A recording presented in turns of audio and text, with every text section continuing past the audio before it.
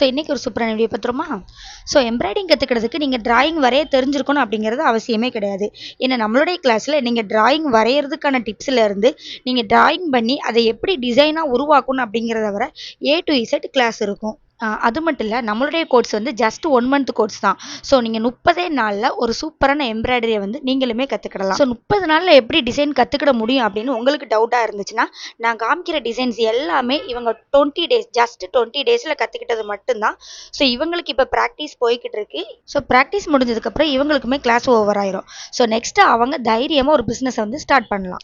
அப்புறம் சில பேர் என்கிட்ட கமெண்டில் கேட்டது வந்து, அக்கா ஒரு நாளைக்கு எத்தனை ப்ளவுஸ் போட முடியும், எவ்வளோ ஏர்ன் பண்ணலாம் அப்படிங்கிற மாதிரி கேட்டிருந்தீங்க.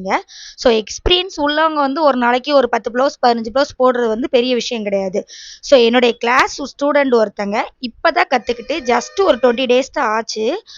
கிளாஸ் முடிஞ்சு 1 டேல ஜஸ்ட் 1 டேல இந்த டிசைன்ஸ் எல்லாமே அவங்க போட்டிருக்காங்க.